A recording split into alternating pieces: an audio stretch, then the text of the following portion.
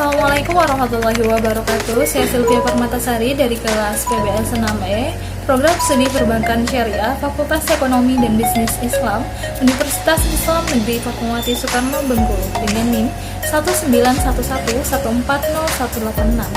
Baiklah, video ini saya buat untuk memenuhi tugas dari mata kuliah studi kelayakan bisnis yang diampu oleh Bapak Rahmat Putra Ahmad Hasibuan, MSI. Nah, kali ini saya akan menganalisis studi kelayakan bisnis, yaitu bisnis kerupuk seblak kering yang saya beri nama GNS. Nah, kerupuk seblak kering itu merupakan salah satu makanan ringan yang banyak diminati semua kalangan. Pembuatan produk ini tidak begitu sulit karena bahan yang mudah ditemukan dan juga proses pembuatan yang tidak begitu banyak.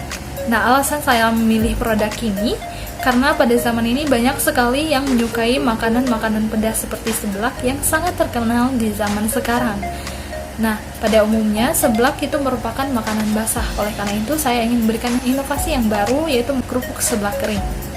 Nama GNS dari bisnis plan kerupuk seblak kering yang akan saya jalankan ini itu memiliki arti gurih and spicy, yaitu cemilan yang memiliki cita rasa yang gurih dan juga pedas. Nah, langsung saja kita ke analisisnya. Yang pertama itu ada aspek hukum. Nah, aspek hukum ini sangat penting demi menunjang kelancaran jalannya usaha di kemudian hari. Untuk aspek hukum atau untuk legalitas dari usaha yang akan saya jalankan ini adalah berupa SIUP atau SIUR, yaitu Surat Izin Usaha Perdagangan atau Surat Izin Usaha Rumah Tangga. Kemudian aspek yang kedua yaitu aspek pasar dan pemasaran. Nah, dalam aspek pasar dan pemasaran ini itu terdiri dari beberapa poin. Yang pertama itu ada produk. Nah, pembuatan produk ini tidak begitu sulit lantaran bahan yang mudah sekali ditemukan dan juga proses pembuatan yang tidak begitu panjang.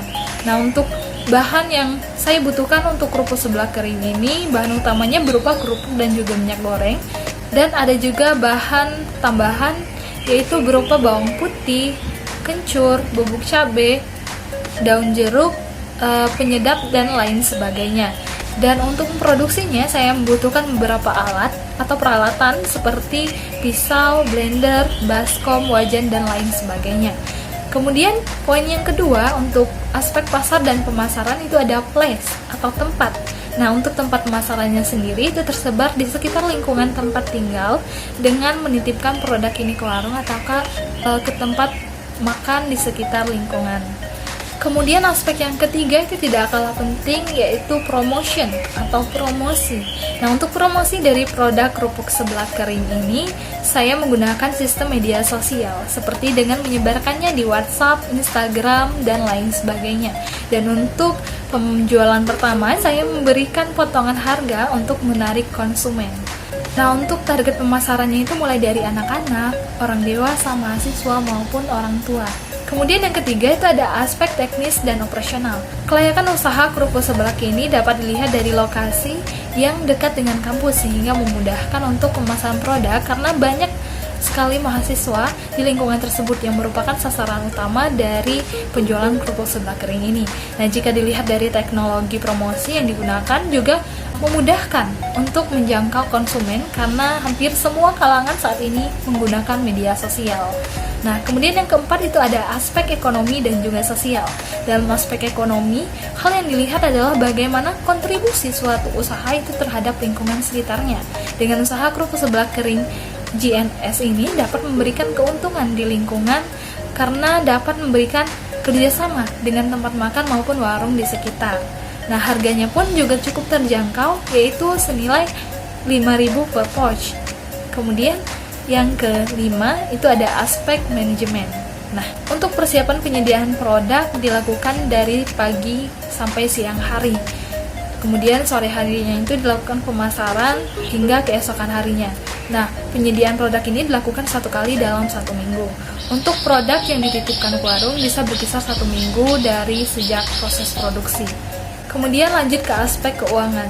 Untuk bahan dana pribadi yang digunakan dalam proses pembuatan kerupuk seblak kering ini yang saya rencanakan, yang pertama itu ada bawang putih 1/4 kg yaitu seharga Rp10.000, kencur seharga Rp5.000, cabai bubuk 2 saset itu seharga Rp10.000, kemudian garam dan juga penyedap sebanyak Rp10.000, minyak goreng sebesar Rp23.000, LPG Rp23.000, kerupuk sebanyak 3 kg yaitu Rp90.000, dan plastik pouch yaitu sebanyak Rp18.000. Jadi total dari bahan dana pribadinya itu sebesar Rp189.000. Kemudian proyeksi laba atau ruginya untuk satu vouchnya saya berikan harga sebesar Rp5.000 per 100 gram. Kemudian rincian pendapatan per hari, harga per pouchnya itu Rp5.000. Jadi di sini ada sekitar kurang lebih 50 pouch. Jadi untuk laba per pouch yang dihasilkan yaitu sebesar Rp250.000 per satu minggu. Nah, jika dikurangkan dengan dana bahan yaitu Rp250.000 dikurangi Rp189.000 yaitu sebesar Rp61.000. Jadi laba bersih yang dihasilkan dalam satu minggu yaitu Rp61.000 per satu minggunya.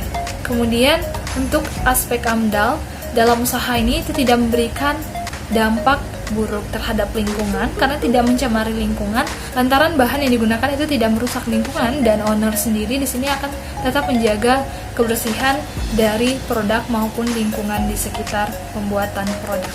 Itulah analisis dari studi kelayakan bisnis, yaitu bisnis plan kerupuk seblak kering GNS. Itu saja yang dapat saya sampaikan. Jika terdapat kekurangan saya mohon maaf. Saya akhiri, wallahul muwaffiq ila aqwamit thoriq. Wassalamualaikum warahmatullahi wabarakatuh.